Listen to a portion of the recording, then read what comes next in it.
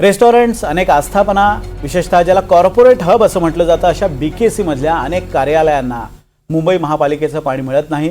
त्यांना टँकरमधून पाणी विकत घ्यावं लागतं. टँकरचा संप झाला आणि मुंबईतल्या या टँकर पाणी टंचाईची तीव्रता समोर आली. आपल्या घरात किंवा ऑफिसमध्ये महापालिकेचं पाणी येत नसेल किंवा महापालिकेचं पाणी पुरत नसेल आणि टँकरनं पाणी घ्यावं लागत असेल तर एका टँकरसाठी किती पैसे मोजावे लागतात, यामागचं अर्थकारण काय, हे सगळं आपण या एक्सप्लेनरमधून समजून घेऊयात. पहिल्यांदा समजून घेऊयात की टँकरसाठी किती पैसे मोजावे लागतात. समजा तुमच्याकडे मुंबई महापालिकेचं पाणी येत नसेल आणि मुंबई महापालिकेचा टँकर जर तुम्ही विकत घेतला तर एका टँकर मागे 1200 रुपये प्रमाणे पैसे मोजावे लागतात. खाजगी टँकरमधून पाणी मागवायचं असेल तर एका टँकरसाठी 2000 ते 3000 रुपये द्यावे लागतात. आणि उन्हाळ्याच्या दिवसात म्हणजे सीझन असतो या टँकरचा, तेव्हा खाजगी टँकरचा दर हा 5000 रुपयांपर्यंत सुद्धा पोहोचतो. त्याशिवाय टँकरला किती अंतरावरच्या कार्यालयाला किंवा सोसायटीला पाणी पुरवठा करायचा आहे त्यावर सुद्धा हे दर ठरत असतात. म्हणजे जर दूरचा पाणी पुरवठा असेल तर जास्तीचा दर आकारला जातो, जवळचा असेल तर कमी दर आकारला जातो. तसंच पाणी जमिनीमध्ये असलेल्या टाकीत टाकायचं आहे की वर चढवायचं यावर सुद्धा टँकरचे दर ठरतात. तर ही झाली टँकरच्या दराबाबतची माहिती. आता टँकर मालकांनी संप का केला हा प्रश्न आहे. याचं कारण म्हणजे केंद्रीय भूजल प्राधिकरणानं जी नवीन नियमावली तयार केली आहे हे या टँकर असोसिएशनच्या संपाचं कारण आहे. त्यामध्ये भूजल प्राधिकरणानं विविध अटी घातलेल्या होत्या. त्यापैकी केंद्रीय भूजल प्राधिकरणाची परवानगी घेणं आणि पार्किंग संदर्भातल्या काही अटींना टँकर चालकांचा विरोध होता. त्यामुळे टँकर मालक संपावर गेले. तब्बल 5 दिवस मुंबईकरांचे प्रचंड हाल झाले आणि अखेर 5 दिवसांनी आज सोमवारी टँकर चालकांचा हा संप मिटलाय. दरम्यानच्या काळात मुंबई महापालिकेनं टँकर मालकांना नोटिसा बजावायला सुरुवात केली होती. त्या नोटिसा महापालिकेनं आता मागे घेतल्यात. काही काळ त्यावर कारवाई होणार नाही असं आश्वासन आयुक्त भूषण गगराणी यांनी जी एक बैठक घेतली होती टँकर मालकांची असोसिएशनची त्यात दिलंय. या संपामुळे टँकर मालकांचंही नुकसान होत होतं.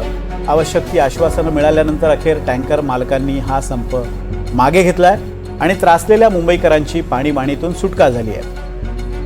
पण आपला मुख्य मुद्दा हा आहे की आजही मुंबईत टँकरनं पाणी घेण्याची वेळ काय येते. म्हणजे आपण मुंबईला शांघाय बनवण्याचे स्वप्न बघतो किंवा मेट्रोपॉलिटन सिटी जगभरातल्या प्रमुख शहरांमध्ये मुंबईचं नाव येतं, तरी सुद्धा तिथं पाणी टँकरनं घेण्याची वेळ काय येते, का नियोजन नाही आहे. याचं कारण आता आम्ही तुम्हाला समजावून सांगतो. कारण नंबर 1, BKC आणि मुंबई उपनगरात अनेक ठिकाणी मोठमोठी व्यावसायिक कार्यालय उभारण्यात आली आहेत. या ज्या व्यावसायिक इमारती आत्ता तयार झालेल्या आहेत त्या अर्थातच रिडेव्हलप झाल्या, पुनर्विकास झाला होता. आणि या पुनर्विकसित झालेल्या इमारती आहेत. या ठिकाणी आधी जुन्या इमारती होत्या त्या रहिवासी वापराच्या होत्या. इथल्या अनेक कार्यालयांच्या व्यावसायिक इमारतींच्या जागी आधी रहिवासी इमारती किंवा रहिवाशांच्या चाळी होत्या आणि आता त्या तोडून इथं वेगानं पुनर्विकास झाला आणि कॉर्पोरेट इमारतीचं अक्षरशः जंगल तयार झालं. मुंबईतल्या सगळ्या इमारतींना पाणीपुरवठा जमिनीखालच्या पाईप्समधून होतो. रहिवासी भागांना पाणीपुरवठा करणाऱ्या जलवाहिन्या म्हणजेच पाईपलाईन या छोट्या आकाराच्या होत्या, कारण तिथं रहिवाशी बिल्डिंग्स होत्या, रहिवाशी इमारती होत्या. त्यामुळे त्यांना जितकं पाणी लागत होतं त्या क्षमतेच्या त्या पाईपलाईन्स होत्या आणि त्या पाईपलाईनमधून रहिवासी इमारतींना पाणी पुरवलं जात होतं. त्यावेळी ते पुरत सुद्धा होतं. पण रहिवासी इमारती जाऊन तिथं मोठमोठी कार्यालयं उभी राहिली. त्यामुळे अर्थातच त्या इमारतींची पाण्याची गरज प्रचंड मोठ्या प्रमाणात वाढली. मात्र त्यांना पाणी पुरवठा करणाऱ्या जलवाहिन्या या आजही छोट्याच राहिल्या.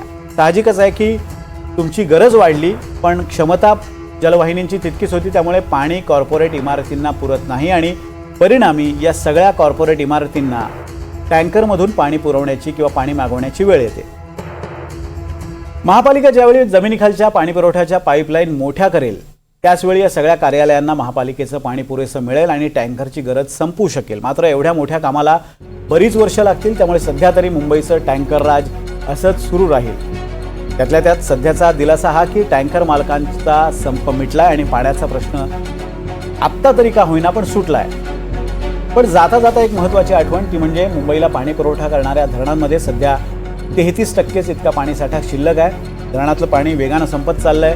नळांमध्येही पाणी येणार नाही आणि टँकरमधूनही येणार नाही. त्यामुळे पाणी महापालिकेचं असो किंवा टँकरचं असो, ते टँकर खाजगी असोत किंवा महापालिकेचे असोत, पाणी मात्र जपून वापरा. आजचं मरण उद्यावर ढकललं गेलंय इतकंच.